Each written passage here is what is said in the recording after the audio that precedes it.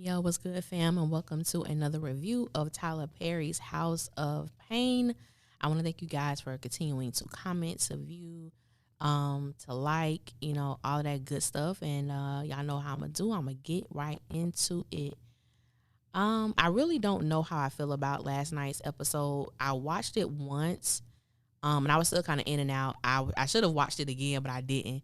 But I think I fully remember everything. It was so many darn commercials. There's so many commercials on Tyler Perry shows, but I think I pretty much remember everything that happened. So I'm going to tell y'all what threw me off immediately from this episode. Now, I don't even know if I enjoyed it. I will go watch it again, but this is the thing that got me, and I could have enjoyed it if these two things were not in play, okay? First off, continuity of storyline. So now I don't know if these episodes are being played in the order that they're supposed to be. And this is why I say this. Because the last episode, I believe that Janine was in, because she's been missing in action for a while. So not the last one, because she was on last week. So the one before that one, Janine and CJ were sitting down. And basically they were kind of complaining about the people that Jasmine and Malik had been entertaining or are in a relationship with. So they brought up Lisa, and Janine was like, we only know I don't like her. And I think CJ said, and Jasmine's friend, Caleb, and we definitely don't like him. So I'm like, okay, they knew about these people. They knew about Caleb. They knew of Caleb, and they knew that Caleb was the pastor's son. Now, fast forward to last night, okay? How all of a sudden they don't know Caleb? They don't know nothing about Caleb. They don't know how long Jasmine been dealing with him. They don't know that he's the son of the pastor. I'm like, what the hell? What is going on? And I'm just like, I don't. And see, so you guys get a better understanding as to why these things bother me so much. I am a very analytical person, just by nature, and because I write, my mindset is always, okay, if I have a character who's at point A and I got to get my character to point E, that means B, C, and D has to make sense for my person to end up at dot E. If I jack up anywhere in between B, C, D, it throws off everything. And so I have written books, and I know within them books, I am a perfectionist, but I know within those books, there are some errors where I may have spelled a word wrong, or may have used something small like that. There's a difference between making an error in a word and doing something that changed the entire flow of your show or the entire flow of the storyline. Because if you're reading a book, right, and you got these characters, let's say Love Jones. More people don't watch Love Jones. So let's say Love Jones. But Love Jones is a book. It's not a movie. And we know that Nina ends up with Darius. So what if they say, oh, well, instead of Darius going to the train to try to stop Nina, he actually goes to her best friend Josie's house. And you're like, what? That ain't what happened. It plays on your mind because you know something is not right. And for me, when I'm watching something and I know something is not right, it takes me out of the place to enjoy what I'm watching because my brain cannot, it is weird. It's like my brain cannot make sense of it. It's what it can't make sense of, it kind of rejects because I can't get any feedback from Tyler to say, oh, Alicia, this is why I did this. So because I can't get the information that's needed for my brain to connect the dots, it's like I just shut down from it. And so that's what happened last night. So I really can't even say that I enjoyed the show or that I didn't enjoy the show. My brain just kind of just went out of it immediately when that began to happen. What I do know is we found out that the vaping pen and the mints were not Jasmine's. They were Caleb's. Now, there are so many times I feel like House of Payne misses out on valuable moments of teaching within manhood, within adulthood, within relationships, because Caleb was he was team too much. Now, even though he was team too much, the other thing that kind of took me out of it was CJ's reaction. I believe that CJ was doing too much. He was over the top, and the things that he was doing, it was not digestible for me. Because I'm like, now I get it. This dude coming to your house, number one, you disrespectful. So I'm going to tell you, if you want to remain in this house, this how we going to do this. So I'm going to give you another try. Go back out the door, son. Knock on it. There we go. Come back in and act like you were raised with parents who taught you manners.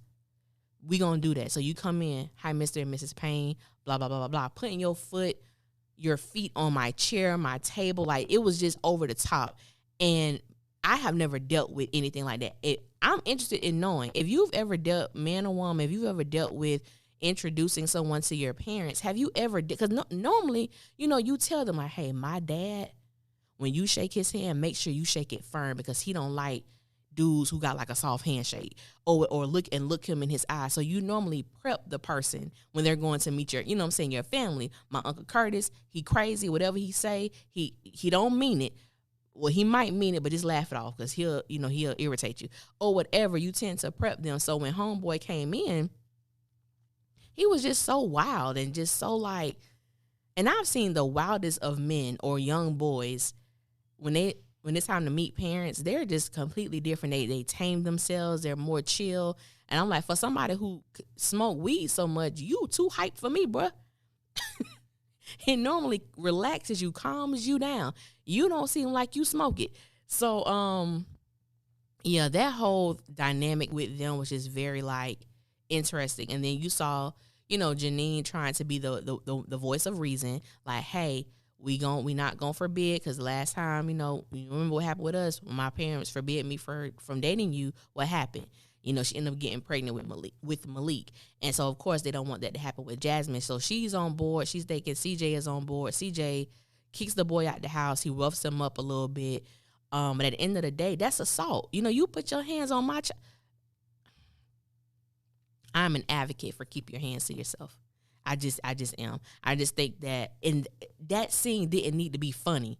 Humor is great. Humor is great, but there are times that humor is just not needed. And I think for that episode, for them to make the weed situation to be such a heavy thing, you could have funny moments, but I think the thing with the boyfriend was just over the top. That's just my opinion. It was over the top. The whole thing was, I do respect CJ for going over to Ella and Curtis' house. And Curtis was like, she did what? She slammed Joe Doe. If you can't get it right, you call me. I'll come over there. I'll do this. And I'm just like, okay, Curtis. I don't think Curtis was too bad this particular episode. CJ was just too much for me to really like digest what was happening. Him and Jasmine, Caleb and Jasmine have only been dating for like, I think they said 2 weeks. 2 weeks. And she was like, he had been pressuring her to do it. She did it, I believe she said once, and she was not going to do it anymore. I don't believe something about Jasmine lying. Something ain't right with that. But I'm not going to say an issue. I thought it was interesting how they treated Malik with the pregnancy of Lauren. No, I think I'm getting with Lisa. Him having Lisa pregnant, I can't remember them L's. Them Laura and Lisa right now in my brain. I can't remember who is who. Y'all know who I'm talking about. Malik chick, who he got knocked up. And so they handled that. They were upset, but they handled that with such a care. And with Jasmine, it was, CJ just blew up. And then he couldn't even really say, I'm sorry fluidly. It was like it was a struggle to apologize to your daughter. And I'm like, you still want Jasmine to feel like she could come and talk to y'all, but you can't be flipping out every time Jasmine does something. It's like, why? Is it because she's a girl?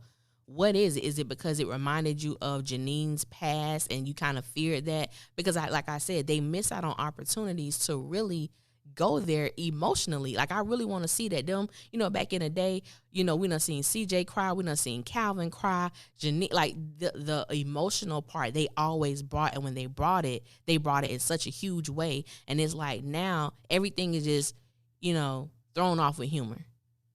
To really talk about, Janine's past and, baby, I know how we could turn into something else, something, more stronger. And I don't want that to happen to you. Whatever the case may be, is like humor always comes in and overshadows the message. And that's how I felt with this particular episode, to be more specific. So like I said, I'll watch it again, but I don't really know how I felt about it. Just the things that I did see, I just didn't like it. You know what I'm saying? I just really want to see them really bring that essence back where, no, this is serious and we're going to discuss this as a family. Because I remember CJ being that way. No, this is serious. We're going to discuss this as a family. We need to find out what's going on, what made you think like this, what made you do this, and go from there. But like I said, I think I told y'all last week, like, I just don't like the show, and I still feel that way now. I think this show was better than most, but like it was just the instant, this is not right. My brain can't connect the dots to this because they done jacked up already with this storyline. They already know who Caleb is. And that's why I was like, for me, the only thing that I can make sense is that they are not airing these episodes in the correct order. Maybe somebody messed up in production. I don't know.